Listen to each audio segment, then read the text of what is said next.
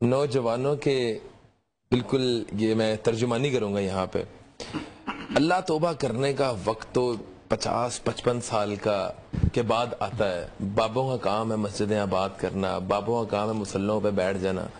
دیکھی جائے گی جب ہم بھی بڈھے ہوں گے تو توبہ وغیرہ کر لیں گے, ابھی ہمارا وقت نہیں ہے.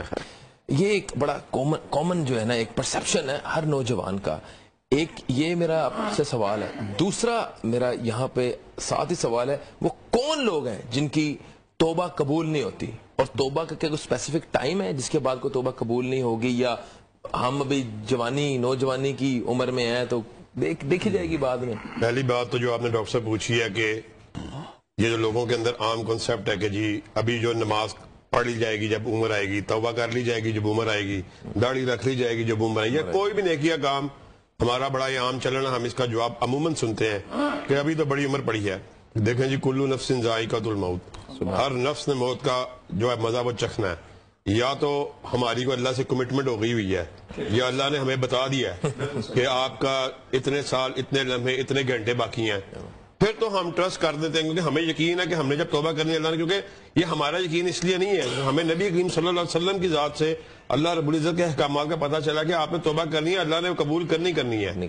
پھر تو ہم اس انتظار میں بیٹھ جاتے ہیں کہ وہ وقت آئے گا جب اللہ رب العزت جو ہے وہ میری عمر کتنی باقی ہے, میں اس سے 10 منٹ پہلے 5 منٹ پہلے توبہ طائب ہو کے جو ہے اپنے انجوائے کر لو. مطلب یہ ہے کہ یہ جو موت کا جو وقت ہے, موت ایک حقیقت ہے, اٹل حقیقت ہے, جس کا کوئی وقت کا پتہ نہیں ہے, وہ کس ٹائم آ جائے اسی لمحے.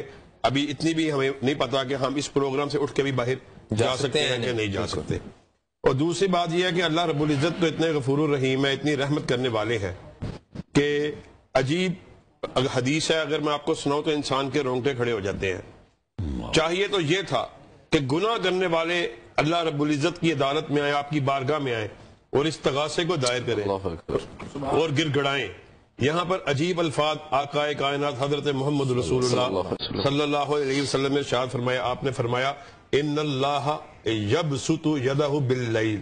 یہ اللہ رب العزت, میں آپ کے سامنے رمضان کی بات نہیں کر رہا, یہ عام معمول کی بات کر رہا ہوں, عام دنوں کی 365 دنوں کی, کہ اللہ رب العزت جو دن میں اپنے ہاتھوں کو پھیلائے رکھتے ہیں. کس لیے؟ کہ آئیں وہ لوگ جنہوں نے راتوں میں گناہ کیے ہیں, وہ آئیں, میں مجھ سے بخشش کو طلب کرے, میں ان کے گناہوں کو معاف کروں. اور پھر اسی طرح نہیں, پھر اسی طرح اللہ اپنے ہاتھوں کو پھیلائے رکھتے ہیں راتوں میں, کہ دنوں میں, دن کے اجالوں میں جنہوں نے گناہ کیے ہیں وہ آئیں مجھ سے بخشش کو طلب کرے, میں ان کے گناہوں کو معاف کروں. یعنی اللہ